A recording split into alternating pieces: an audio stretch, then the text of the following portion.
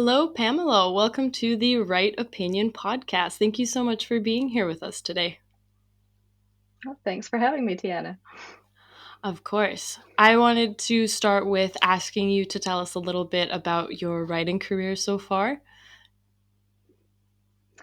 Well, I've been writing for a long time. I wrote my first novel-length fiction when I was 12, but I didn't start publishing until 2013. So it's now been 9 years since I started publishing. I actually just last week published my 90th title. So that's Congratulations. where I am now. So I write in crime fiction, I do mystery, suspense, thriller, and young adult. I wanted to ask you about that because I know when we spoke earlier, you were at number, I think, 83 for titles published. Hmm So hmm I just need you to tell us what is your secret for such prolific writing. I don't know anybody else who's writing as much as you are, so I would love to know how you do it.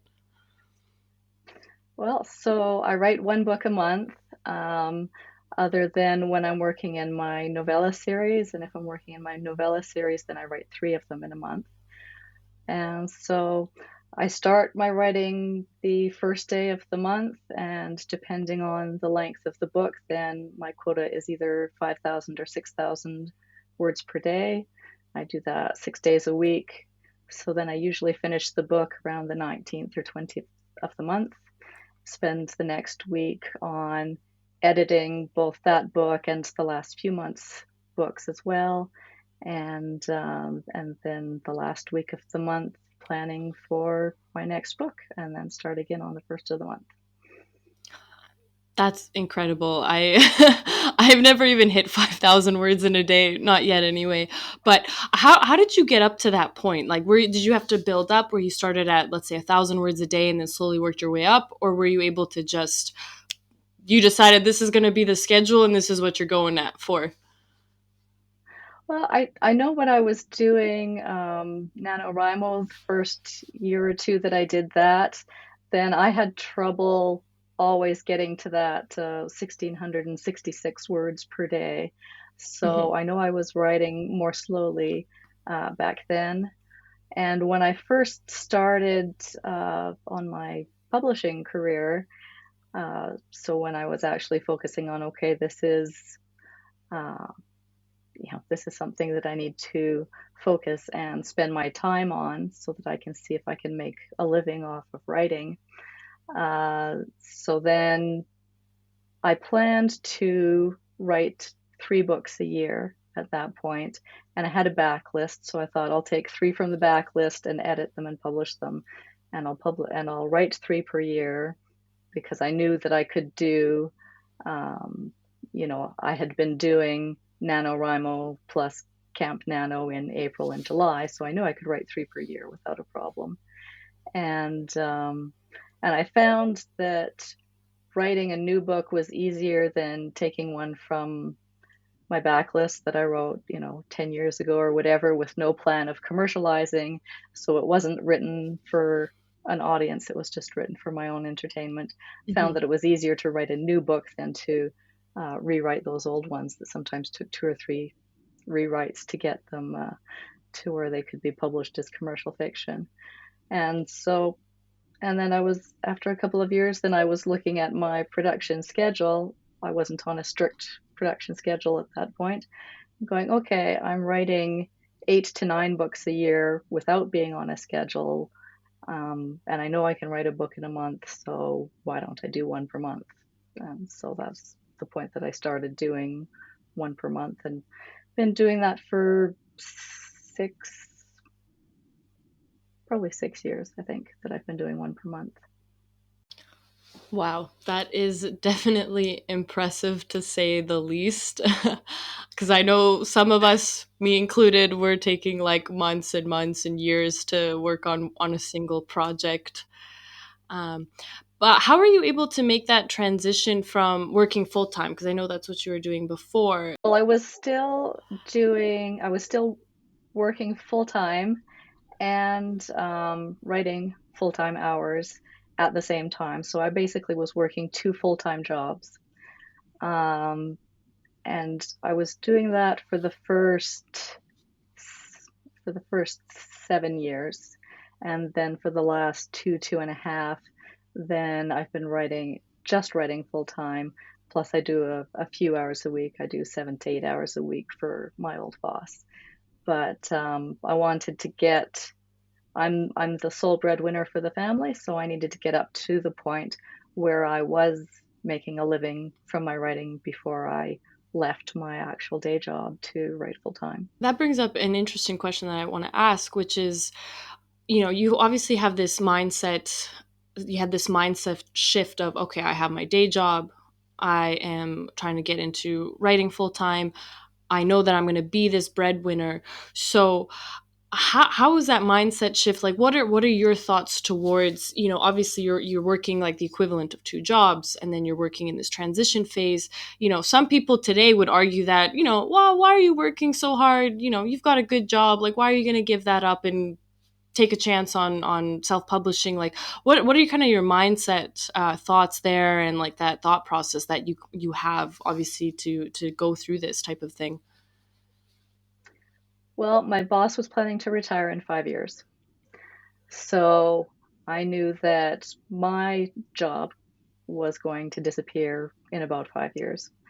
And so I figured, okay, so do I want to keep doing the profession that I'm doing as a legal assistant? Do I want to train for something else? You know, now is the time when it's 5 years out when I can retrain, get more education, do whatever else I need to do if I feel like switching professions right now. And, you know, now is the time to decide. And at that point, then I had been looking a little bit into, okay, I think I'm ready to start publishing. You know, for years I had just said, you know, I just write for myself. If somebody wants to publish all my stuff after I die, then go ahead. But I hadn't been interested in publishing until that point. But I was coming around to the idea of publishing. I'd written a couple of books that I thought, you know, I'd really like to get these out there in front of other readers. I'd like to share these with the world. And so at that point, I thought, okay, do I want, you know, would I be able to write full time and make a living at it? And at the beginning, there's no way to know that. And so I thought, I'm not going to wait 5 years and then start publishing and see what kind of money I can make. I need to start now so that I know 5 years from now, do I need to get a part-time job? Do I need to get a full-time job? Can I write full-time? And that sort of thing. So it was all planned out, and it took me 7 years rather than 5 years to get to the point where I was comfortable with working full time. But it also took my boss that long to decide that he was comfortable with retiring. So we were working together and making those decisions together, which was nice. I love that you took the time to plan that out and really think about that in advance. You know, that's I've got 5 years to kind of figure this out. What's my next move? And you're like, no, I'm going to start figuring this out now. Because I think a lot of people don't really think like that, and they're just kind of flying by the seat of their pants, which isn't so bad when you're Mm-hmm. writing the book, but definitely career wise, you probably want to be thinking a little bit more than that. And so I wanted to get a little bit into the topic of your books, which is I know a lot of mental illness, addiction, abuse, some really, really tough topics. So how did you get into that niche? What drove you to that? Um, well, it's interesting. And I've been asked that question before and had to look back and really think about, okay, well, why was it that I started writing this stuff? Because right from the start, right from the time that I was 12 or 13, it was always on, you know, abuse, runaway, street kids, things like that. And really it's my compassion and my empathy when I read a story, see something on the news, you know, have somebody talking about what they've gone through in their lives. There's just um, there's so much inside me that I want to get out, but it's not something that I can just say in a few words. You know, those feelings are book length feelings. So that was the best way for me to share my feelings for what was going on, to bring attention to some of these issues as I become published, to share them with other people as well. That these are things that are going on in the world, and that we need to be aware of them and have compassion for others, and but to present it in a way that's entertaining, where the person who's reading it is reading a suspense or a mystery or whatever. They're reading the story, but this is in the background where they're learning it as well. And I have had a number of readers come back to me and say, oh, I never knew this before, and after I was finished the book, then I looked it up, and this really is a thing. And it's been nice to see some of that response from people saying, yeah, thank you for sharing that, either because it's an issue that they have dealt with, or because it was something that they were unaware of, that now I've brought it to their attention. So you weren't secretly a teenage runaway, is what I'm hearing. I fantasized. I But think all of us I, did I at had a some point. very I had a very good life. I had nothing to run away from, but yeah, I still had those, you want to be independent, you want to be out on your own, and away from all of the stresses and pressures of school and family life and all of those kinds of things. And I loved reading, angsty young adult stuff and mysteries and crime thrillers and that kind of thing. So it all boils together into, sharing making up a story. I'm not going to actually do it, but I can pretend. I can make it up. I love that. I love that you're able to take these difficult topics and, like you said, present them in a more entertaining way. Not to say that, you're going to make entertainment out of this really tough topic, but it's a way to kind of bring it to people's attention rather than a lecture, let's say, because sometimes that can just fly over Yeah. your head. Whereas you meet a character and you fall in love with them and you empathize with them through their struggle. And I think that's what a lot of people these days don't realize when they say, like, oh, who reads books? Like, why would I read books?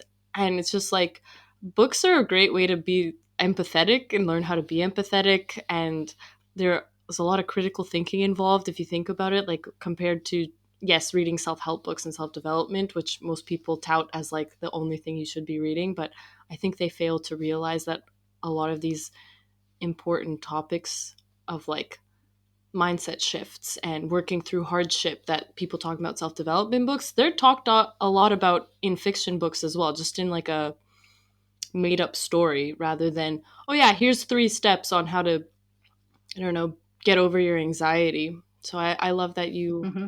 Yeah. have taken these tough topics but presented them in a way that someone might be like, oh, hey, like, I actually want to learn more about this. And so Yeah. that's another thing I wanted to talk about. Like, I noticed that these days, especially, there seems to be this really strong victimhood mentality where people are like, I don't want to work hard. I don't want to put in the effort. Like, why should I do more than what's expected of me or what I'm paid for? Or, oh, the world has to accommodate me and be fair to me. Like, I'm just wondering, like, what are your thoughts on that? Especially since you write on a lot of these tough issues. Like, are you more of a, no, we should be like making sure that every person is safe and comfortable and kind of bubble wrapping everything, or is it more of like a, hey, the world is tough, but you gotta pull yourself up by your bootstraps and you gotta just go with it. Yeah, I think that there's a lot of stuff going on out there that people don't realize, and that for a lot of people things are much harder than those of us who sit at a desk all day or sit in front of the TV for the evening realize. And that a lot of these things have been things that we haven't been allowed to talk about before, and that we need to. I think that people in general um, do the best that they can, and a lot of what you're seeing now, especially with uh, with the kids who are teens or young adults now, and with dealing with the pandemic, is that a lot of this is anxiety. The world is changing so much, and can be so frightening that it paralyzes people. And that the easiest thing to do to calm that anxiety, to escape from this world that has so much pressure, and they're making less money, fewer hours, all of those things than they used to. The best thing to do is to sit in front of the TV or to play a game or whatever, and just to cocoon, because it's the only way to get away from all of the pressure out there. But a lot of people have hidden addictions, abuse, mental illness, masking for autism, things like that, that you have no idea what's going on in their lives.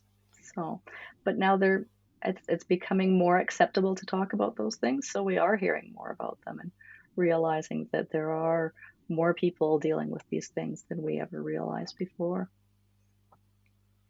I definitely agree with you on that point. I think the pandemic, especially, has influenced our younger generation significantly in ways that I don't think we're even going to fully realize for the next Yeah. 10, 20 years, probably, realistically speaking, which is it's really tough. It was tough on me, and I'm not even a teenager anymore, and I was definitely struggling with a lot of issues. But what do you what do you think that maybe we can do to kind of help this generation that's coming up and dealing with these issues, and as what seems to be kind of like at a higher rate? Like, do you think there's anything that we could do to try and help out this generation a little bit more? Well, I think we need to make it acceptable to talk about it, to talk about what they're going through, and what solutions are out there and that kind of thing. One thing that you find when you look at certain addiction models is that people who live in safe places, that they have, uh, food and shelter, and are free from abuse and that kind of thing, that uh, they have a much lower addiction rate, and that the people who have dealt with addictions have been able to get through them much faster, or even that they have just fallen away once they've gotten into a safe situation. So, and some of the stuff that we're seeing now, with watching Netflix all day or those kinds of things, those are the same as addictions. You're feeding the dopamine in your brain, and Absolutely. these people are seeking a safe place. They need to know that they live in a place that they're safe. They need to be able to make the money to make a living, so that they can take care of themselves and feed themselves. They need to be free from abuse and that kind of thing, if we want to help them to get over addictions. And abuse ramped up terribly during the pandemic, when children are home with their parents 24 hours a day instead of being able to escape to school, and where parents are out of work and suddenly they're home and have all of these additional stresses, and where pedophiles are with their children 24 hours a day. There was terrible ramp up in pedophilia, pornography, abuse, homicide, all of that kind of thing during the pandemic. So a lot of trauma going on out there. Yeah, I think so. It's some scary statistics to think about, to say the least, and I agree with you there too. I think it's really prevalent on TikTok now, especially this seeking comfort. I think a lot of it is also attention seeking, but definitely kind of seeking this affirmation of, this is how I am, this is what I want to be, this is what I'm going through. And TikTok seems to be a really popular place for that right now, but I think it's like the Netflix, it's feeding this addiction loop of where people are literally on their phones for 8 hours straight and they haven't moved, and Yeah. it's created a lot of issues beyond just people getting really sick, unfortunately. Well, and some of that look at me will be a result of pandemic lockdowns as well. Hmm. People have been isolated, they've been kept away from their friends, they've been, it's a way to reach out and show the world that they're still alive and that they're fighting back. Sometimes there's nothing to fight back against, but they're still fighting back. That's a really interesting way to put it. I hadn't thought about it like that. It's just like, hey, I just need you to know that I'm alive, and I'm, maybe making things on TikTok isn't the best way to do that, but it's kind of one of the most Yeah. accessible ways to kind of show that, like, oh, hey, I'm here and I'm okay and I'm trying to connect with the rest of the world in a meaningful way, which is a really Yeah. interesting way to put it. I hadn't thought about it like that, actually. I wanted to ask, kind of in this same realm, is like, what do you do for like rests or breaks? A lot of people now, they'll say, "Oh, you make sure you're taking rest and you're recovering." And obviously, with you writing 5 to 6 thousand words a day, and you're doing that 6 days a week, like, what is how do you kind of like turn off? Let's just say, because I know me, sometimes I get a story in my head and I'm trying to turn off, and it's stuck. I can't get my characters out of my head. So how do you what does that look like for you? Well, I don't take a lot of time to rest, to be honest. But I do run and work out. So I run 4 times a week and I work out every day, usually twice a day, plus yoga before bed. So I do all of those things. And I do sit down with my husband, with my family at the end of the day, and work on work that doesn't require as much attention while I'm watching TV or whatever. I can be formatting, putting up social media, designing covers and all of those other sorts of things that I can still do with the distraction of people and TV. Whereas if I'm writing, then I need some quiet space. I can't have the TV on when I'm doing that, and I will shut my door and turn up my music if I need to, if there's too much else going on in the house. But so I do those things. And Sundays are rest day. I don't write or do any business on Sundays. And so I've got that built in as well. But I do, I'm up at 5:30 and I'm not usually asleep until 12:30. So um, I don't rest a lot during that time. I mostly work, but I move from one thing to another. So they say a change is as good as a rest. I love that because I mean, I also am kind of the same way. Like, I get up and I have to be doing something. Like, I'm working out, I'm, writing, I'm learning how to do stuff on social media for promotion, marketing in the future. Now, learning all this podcast stuff. And so I just, Hmm. it's just interesting to see that, because that, again, that you have this really solid work ethic. You've obviously got some boundaries in place to say, okay, I can do this when it's this time, I do this with my family or with like this distraction. Sundays are a day for me.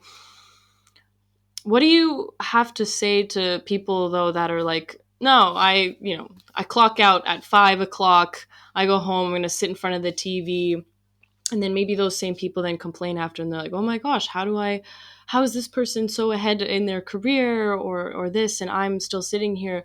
Like, obviously you've got this other sort of work ethic. Like, what do you have to say to people like that? Uh, Everybody's different, and it doesn't matter to me whether you take a month to write a book or 10 years to write a book. And I do get a lot of, oh, I wish I was as productive as you. I wish I was as prolific as you and could get as much stuff out. Well, there are certain sacrifices if you're going to do that, and not everybody has the same abilities physically or mentally or that kind of thing. People don't have the same amount of energy. They don't have the same amount of time that they can spend on creative things. they've got kids and other commitments that are taking up their time. Um, Back when my son was 5, he was very high needs, and I was working full time. And the only time that I had for writing when he was that age was the 20 minutes that I was taking the train home from work to home.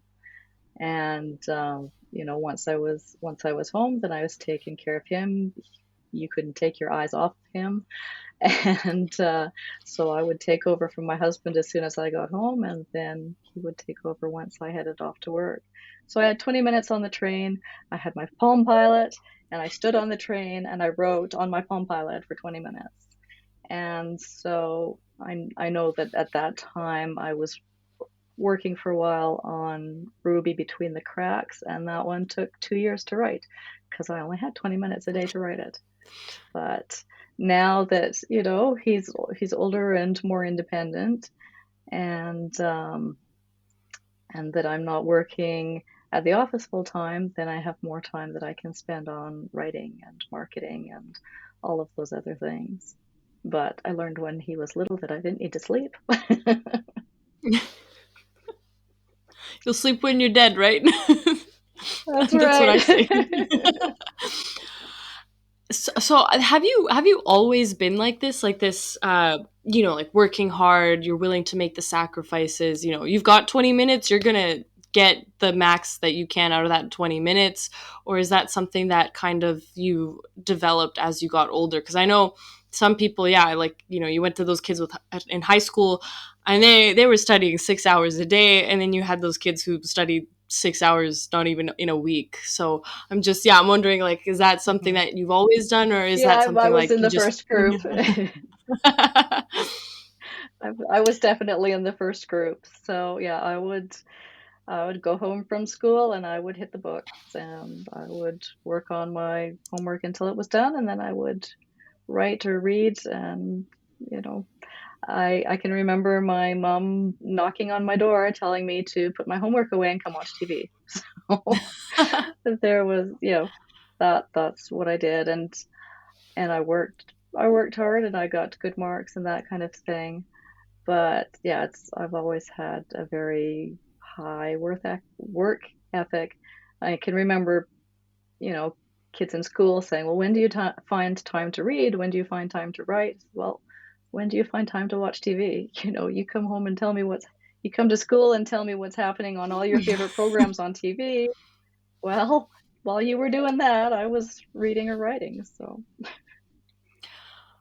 I love that because it's the same thing now. People will be like, "Oh, well, how do you get these things done?" It's like you just spent your entire weekend watching Netflix and partying. So while you were doing that, other people are working, they're writing, they're working on their business, whatever. But this yeah. work ethic, did you watch your parents? Were they also like that, or is that just something, you're kind of like the black sheep of the family, and you're like, no, this is how I'm wired, and I'm going for it. I'm going all in, and no matter what I'm doing.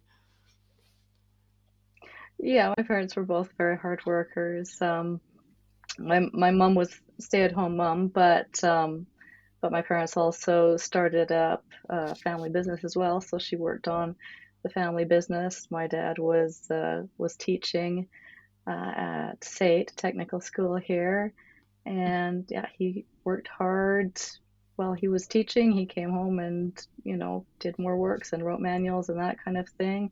He had a business on the side. He would work around the house, that kind of thing. We always joked around that when he got bored, then he'd start cutting holes in the walls because he was doing this renovation or that renovation. So, uh-oh, Dad's bored. I love that. So you had some really good role models for your parents. That's really great to hear because not everyone gets to see that, and it's fantastic that it translated into who you are as an adult now. And I mean, obviously,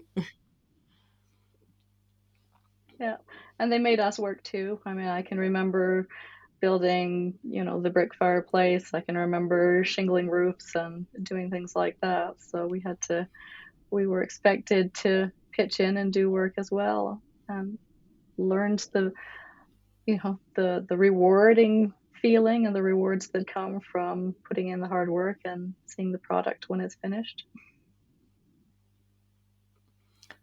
I love that. I love that. It sounds like excellent parenting to me, if I'm being honest. Yeah. Um, so, just to switch gears a little bit here. So, you've self published all of your 90 titles. Yeah. So, what's that process been like for you? Are you doing like Amazon, Kindle? How does that work for you, and to do it at such a high rate as well? Yeah, I have checklists and templates now where to help me keep track of where I am on each project. Each book, even though I write the first draft in a month, it's 6 to 8 months before I actually get to publication. And that means I've actually got 6 or 8 books in progress at the same time and have to keep track of where they are in the pipeline and what's been done and what hasn't been done, as well as doing, box sets, audiobooks, translations, and that sort of thing on top of that as well. And so I've got some really good checklists right now that keep me on track, but I publish on, Kindle and KDP. I do the ebook, the paperback, and the hardcover. I've also published on Ingram Spark. Right now, all I'm doing there is my box sets and large print editions.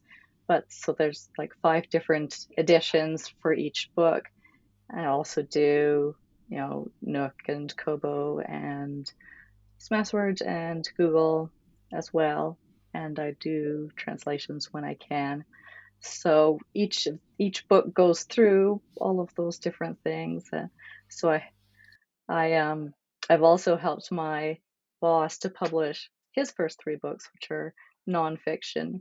And so going back and setting up all of his accounts, I'd been doing it for 5 years and then set up his accounts. And went, oh yeah, I forgot how much work it was to actually set these accounts up in the first place because it was really intensive. Once you've got your system going and, everything's fairly nice and smooth, but actually getting the systems set up in the first place, forgot how much work that was. And it was spread out over months or years as, you add this to the process and add that. But when I was setting his stuff up, oh yeah, and told him it won't take as long when we publish the second one as it did with the first one. The first one we had to set everything up from scratch. So yeah, but it's a process, and going through my drafts, getting out to the editor, back from there, sending it out to our readers, putting it up.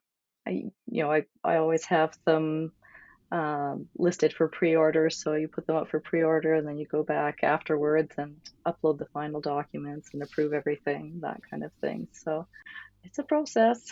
Got to keep track of where you are. And so, are you doing all of this by yourself, like the translations, the finding the ARC readers? I mean, from step A to Z. Is this all you, or do you have like an assistant or somebody else helping you out with this stuff?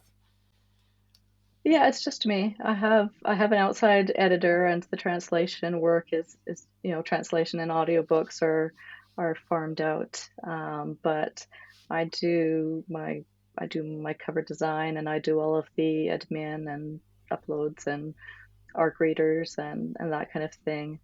I publish a newsletter. I publish a newsletter once a week that goes out to about 17,000 people, and my ARC list is about 200 people, and I've got a couple of smaller lists as well. I do not a podcast exactly, but a vlog every week as well, and a couple of blog posts a week. So it's uh, it's busy. All I'm hearing is modern day like literary superwoman is what I'm hearing, which is I I've honestly heard that. it's honestly so impressive. We're part of the Calgary Discord group, so we've seen some people there, and I talked to some other people as well online, and I literally have not met anyone who's doing anything that you are, especially totally on their own. So I mad props to you. I mean, I hope I can kind of get on your level. I don't know if I can do the one book a month, but if I can do even like 3 4 books a year, I'm gonna consider it like a good level to be at. So I'm aiming I'm Oh, aiming to hit absolutely. your level, Pamela. Most authors will consider one book a year as publishing quickly. So you don't need to feel Yeah. like you need to get up to 12 or 14 books a year. Knowing myself, I don't think not that much. I'm a perfectionist, so I think that's mostly where it comes in. Is I want it to be like, you know, like, oh, it's gonna win a Nobel Prize. This is the one that's winning the Nobel Prize. So I think that takes, and I overwrite. I'm starting to realize that with my current project is that I overwrite. Maybe the second one's gonna go a little bit better for this round of Nano that's coming up, but like that's also taking up a lot of time. It's just I'm like, why am I writing this? Like, this is just like, what is this? But Yeah, yeah. Well, and remember that I had written 40 books before I started publishing. So I had plenty of writing experience before I actually started publishing them. So, that is an excellent point. Yeah, you just kind of you fine tune your but craft. I still had a lot to learn, though. I still had to learn how to write for an audience, how to properly write an ending, which is something that I still am working on, perfecting, polishing endings. Back when I was just writing for myself, if I decided I was done with a book, I just kill everybody off and I'm done. Readers don't like that. It's so weird. I don't understand why they don't like their characters being killed off. Like, that's just what the thing is gonna be. Like, I'm sorry. I'm writing a book where a bunch of characters die, I'll be honest. And I'm like, this is what has to happen. I'm sorry. Like, Sorry, it's war. that's all it is. I feel like the next couple of books are not going to be as much dying. Like, this is supposed to be a trilogy, but like some of the other books, I feel like less people will die. No guarantees though. You never know. You never know. Yeah, yeah. Well, if you set the reader expectations, then they know they're going to read another one. They know more people are going to die. That's true. That's true. That's just the way of the game. It's not a romance novel. What can I say?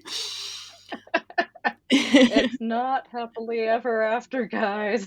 Sorry. No, I'm like this book that I'm working on right now, and like some of the other stuff, like the trilogy that I want to work. I'm like every single book ends in like my main character being like, "What the hell are you people do? Why are you doing this to me?" Like it's literally every book's gonna end like that, and I'm just like, this is just the way it's got to be. I just like to torture her apparently and make her life really miserable. Yeah, I don't yeah. know. That's just how the game goes. But Yeah, so I forget which writer it was. It might have been uh I want to say maybe Vonnegut, but I'm not sure. That said, if your story's not going well and you don't know what to do with it, put your character in a tree, then light the tree on fire. that's a good way to get him to do something. Something's gonna happen. Deal with that. I wanted to talk about too, kind of, with you self-publishing, you're doing like Amazon and Kindle and Kobo, and you've got a finger in every pie, which I love. Like, just get your books out there, which is great.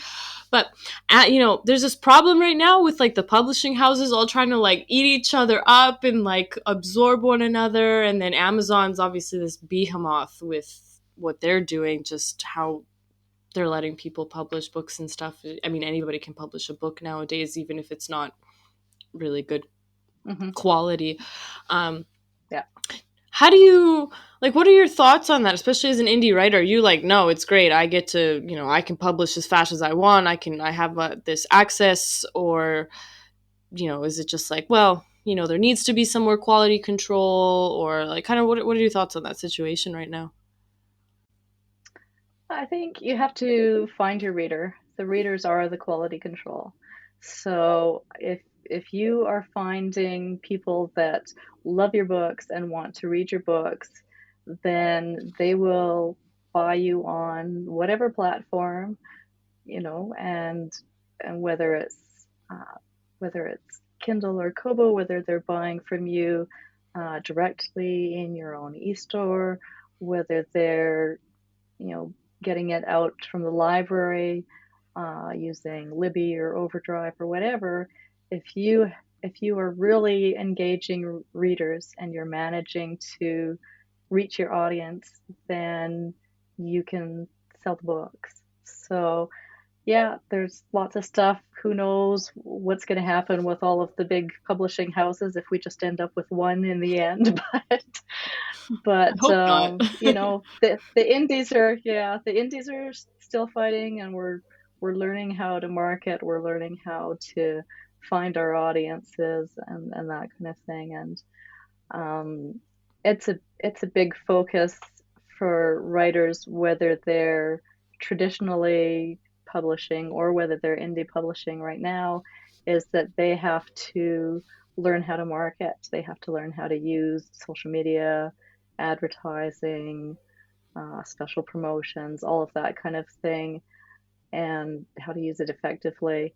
And it's tough. That's one of my toughest jobs, is figuring out what I need to do to market and promote these books. And the market is up and down. This year was a tough year and lots of inflation. So sales were down this year, and you have to rethink things and figure out, okay, what am I going to stop doing that isn't effective? What am I going to start doing? Where does my focus need to be? And yeah, Amazon's always going to be doing something you don't like. They're always going to be experimenting with a new feature, or they're going to be, trying out a new program or putting in new rules, or deciding to enforce a rule that they haven't enforced over the last 10 years, or that kind of thing. They're always going to be doing something you don't like, but you got to focus on long term and finding those readers and ways to reach them. So yeah, that's what I'm hearing, is just kind of like build that really solid foundational audience that pretty much is going to love you and buy from you no matter where you're at or what you're doing, and you should be good to go. Which I think Hmm. I Yeah. find that reassuring, to be honest. Like, if you just focus on really reaching that target audience, then you've got some loyal readers who are going to buy from you again and again. It's like Apple products. It's like you get the people who are solely Apple, they're fully sold on every product, and they're going to buy a new iPhone every year. And so it's kind of the same thing with the books, and I find that a reassuring fact. Hopefully somebody else does too. Yeah. Absolutely. Yeah. Yeah. What are your thoughts on censorship? Because I know banned books week just passed. Canada is our government's playing around with Bill C-11, kind of wanting to censor the internet. I feel like that could potentially translate into books as well, kind of saying, oh yeah, you are not allowed to write on these topics. You are allowed to write on these topics, and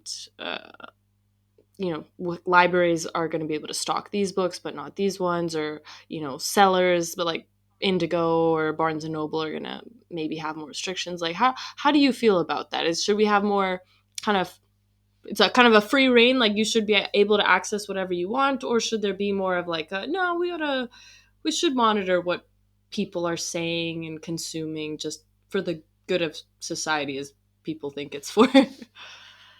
Yeah. I think Canadian government is way behind the times. I'm sorry, but you're not going to be able to censor the internet and what people are watching on the I agree. internet, unless you want to be like China or Russia or something like that. And I don't think they want to go there. Um, I think it's crazy to be trying to limit everything to Canadian content. That's ridiculous. They're never going to be able to do it. Even if they were able to put all of those rules into place, people use proxy servers. Suddenly I'm in the US and I can watch what I want. So, so that's not gonna work. But yes, I'm very much against censorship, whether it's schools or libraries or parent groups or whatever it is. One of one of the big ones that there was a to do about over the last year was The Hate You Give, which is a fantastic book, and more people need to read it. And but one thing that censorship did in those schools where The Hate You Give was banned was the kids went out and got The Hate That You Give and read it. So, sometimes parents, you end up pushing your kids into the things that you didn't want them to see in the first place. And a lot of censorship is done by people who have not read the books. So my friend, like when Harry Potter came out, oh, this is a book about witches and, black magic, satanic stuff. You don't want your kid reading this because it's about magic. Well, yeah, read the book, then make a decision. Don't believe everything that everybody else is telling you about it. You need to read it yourself before you start talking about banning books. And don't ban books, but I and agree. and as writers, as writers, I think there are ways for us to get stuff out there, um, no matter what restrictions are put into place. If Amazon puts a rule into place that you're no longer allowed to publish anything with LGBT themes, well, you're going to publish it in all the other stores. So, one thing that came up in a discussion I was in recently, we were, it was a podcast with Louise Penny, the Canadian mystery writer. And one of the topics that came up as we were talking to her was, what about these publishers, even the Canadian publishers, who say people don't want to read books set in Canada? So, authors are going to the big publishers, even the Canadian publishers, and are being told, set it somewhere else because people don't want to read stuff that's set in Canada. And and Louise Penny said that yes, she had run into that too, when she was peddling her first Inspector Gamache book, that was turned down by 50 different publishers, but that book was set in Quebec and she wasn't changing it. And she's this very proper, well-spoken, compassionate lady, and she says, just tell them F you and publish, set it in Canada. And everybody kind of goes, it was great. It was just a classic moment. Do you know any reasons why, as to these big publishers and even the Canadian ones are saying no, don't set these books in Canada? Do they have some sort of reason for that, or is it just because the They're U.S. is more wrong. popular? They're No, they're wrong. They're behind the times. Um, a lot of readers want armchair travel. They want a book to take them somewhere that they've never been before. And I had a lot. Most of my books are not set in Canada. I have one standalone book that's set in Canada and one series that's set in Canada. And when I started publishing my Parks Pat series, which is the one that's is actually set in Calgary, then I got a good amount of reader feedback that said, "Oh, we're loving learning more about Canada, about Canadian cultures, and we want to come to these parks, and I want to learn more about Métis culture and that kind of thing. They want me to put more Canadian content in these books, not less. So, they want to be taken somewhere they've never been before. So set in Canada." That's phenomenal to hear that people are so interested. And yeah, I think sometimes the publishers are super focused on the market and aren't willing to kind of budge from that and see that, oh yeah, Métis culture in Western Canada, let's talk about that. Or so are you planning then to add more Canadian culture into your books, or do you have some other sort of plans? What are you thinking about that? Yeah, well, most of my series that I have that I'm working on right now are not set in Canada, but I do have the occasional Canadian character or reference that I've thrown in there into those ones. And definitely I'm writing more in the Parks Pat series and have bumped up the amount of I've added some Mitchif words into them and things like that, just to give the readers a little bit more flavor about the indigenous cultures and that kind of thing. Um, and and I'm really happy to use, real Canadian places and brand names and words and that kind of thing because it gives them that flavor of Canada. This is novel. This is not something that's set where I am. And my editor came back to me on a couple of things. Said, well, do you really want to say KD instead of mac and cheese? Because what if your readers don't know what that is? Yes, I want to use Katie and I want to use Tim's coffee and I want to use, McKay's ice cream and all of those things because those are the things that make it Canadian and make it more interesting for these readers to pick it up. And I have had them come back and say, have our readers come back and say, so what's KD? Send them a picture of Kraft dinner mac and cheese. Oh, we just call that macaroni and cheese. Oh no, I'm sorry, it has to be KD. I didn't know that was a Yeah, strictly yeah, Canadian thing. I it genuinely thought it is. was. I would have guessed like North American. Tim's obviously, yeah, McKay's, but I mean I didn't grow up eating a lot of KD. Honestly, I have immigrant parents, and my mom was a stay at home mom who cooked. But I've obviously had KD. First year university, I lived off of KD. I mean, they had it in the vending Yeah, yeah. machines, so I would straight And up buy and KD from the Ichiban vending noodles, they machine. don't have Ichiban noodles and What? That's Canadian too. Wow. Okay, so yeah.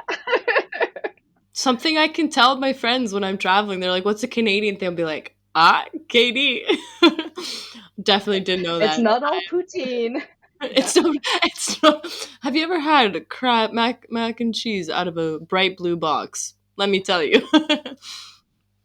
That's no. I love that. I love that Well, and you're able to take that and this like kind of area around us and bring it to more people because I feel the same way kind of like I'll find like a content creator from Alberta for example on YouTube and I'm like whoa no I can't believe that this person's from Alberta because it's just I mean I primarily watch all Americans if I'm being totally honest like American and UK creators is just I don't know what I tend to either the algorithm just keeps feeding me that, which it probably is, but I also just keep watching it. So when I happen to find something that's Canadian and especially like Western Canadian, I'm almost like in shock that I even managed to come across this. So I think we definitely yeah, need some more yeah. Canadian content out there and hopefully the government I mean I understand like the government wants to push it but like they're just going about it in the completely wrong way like the censoring the internet to force Canadian content is not gonna it's gonna do the exact opposite of what they want it to I think.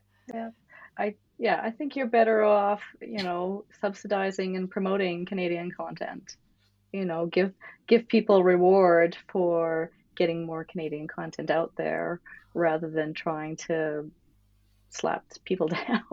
And I guess, one of the things about that bill is that Canadians have to prove how Canadian they are.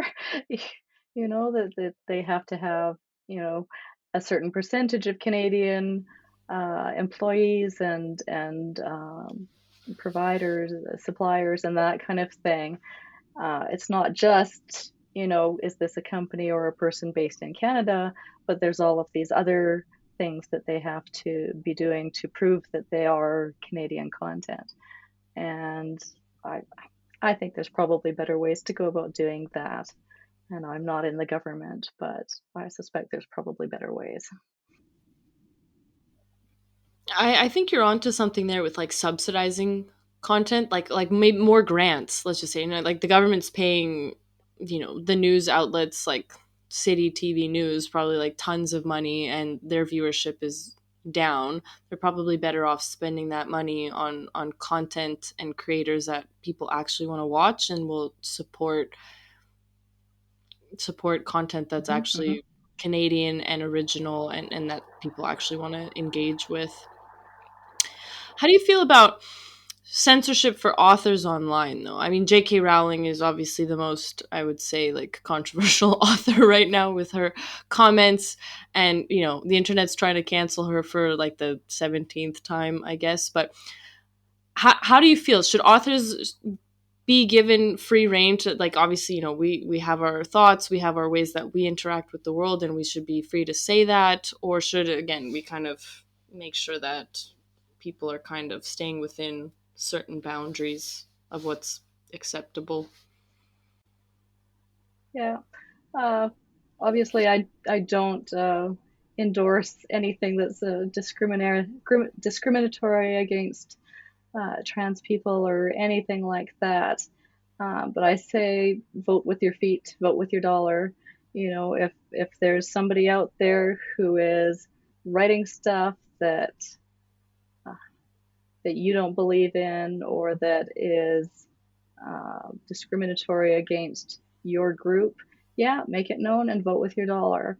I don't think that we need to try to slap everybody down or to ban anybody or cancel anybody, but there's so much great stuff out there. So go and seek out the stuff that's good and positive and supports your community. And I think that's mostly what people are doing. I mean, you see the headlines when a celebrity speaks out or when there's a big movement, but you don't see a lot of the behind the scenes stuff where those who support LGBT rights are saying, okay, well, so we're not going to read uh, J.K. Rowling or Robert Galbraith, but did you see this new book that came out this week? And did you see what this author is doing? And this is a great series, or things like that. And seek out those books that are supporting your people, and don't worry about the rest. So, would you say that you're a capitalist then? Because I like what you're saying here, where you just, if you don't like it, don't buy it. Go buy what you want to buy. But, everyone should kind of be open to say what they want to say. You might not agree with it, but you should at least be able to say that and let the market decide what's going to happen to you. Yeah, I'm for free speech for sure, but not hate speech. And as far as capitalism, well, you can borrow it from your library or from a digital library. You don't have to pay for it necessarily, but yeah, I mean, seek out the stuff that is positive. No, I agree with you. I think, yeah. I think just let the market decide. That's where I'm at. Is you've got your money, how you spend it, how you don't spend it. It's all gonna go in a certain direction. So you can absolutely just vote that way, and the market will it'll lean one way eventually. So that's all you can really Yeah, do. yeah.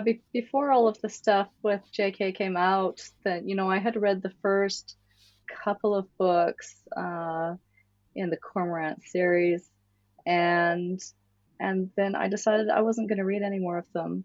Um, those books were not hugely anti-trans, but there was enough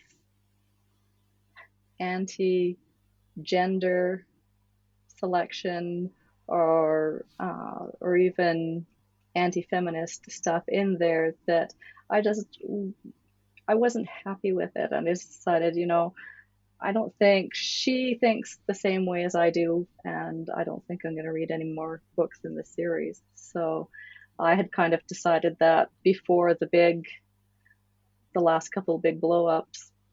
Um, I'd already kind of figured out that she has a very different opinion on these matters than I do, and I don't really want to read it. Hmm. Hmm. That's fair.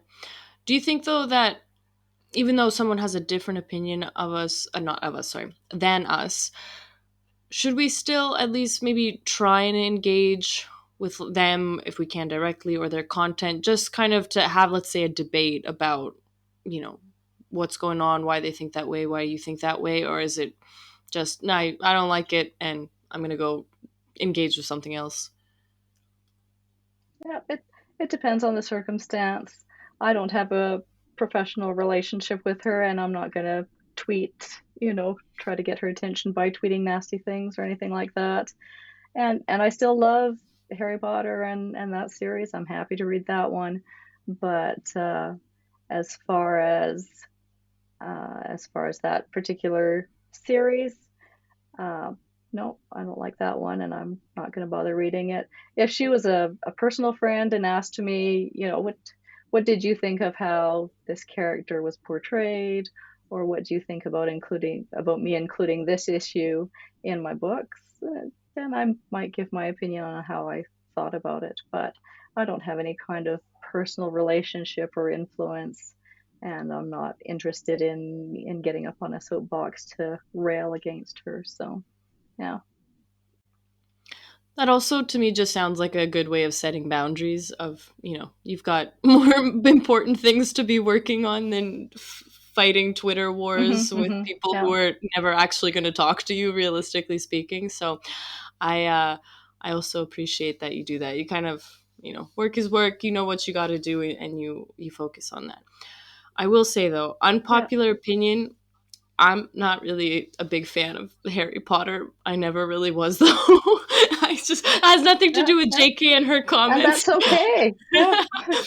I just like magic for me. I was never super into magic, even when I was like, inhaling books as a kid. Like magic was not really the thing that I read. Like I got to Order of the Phoenix and was like, I can't do this anymore. Like it's just not my thing. So I'm definitely not a diehard Harry Potter fan, Yeah. which Yeah. is the most Well, and unpopular.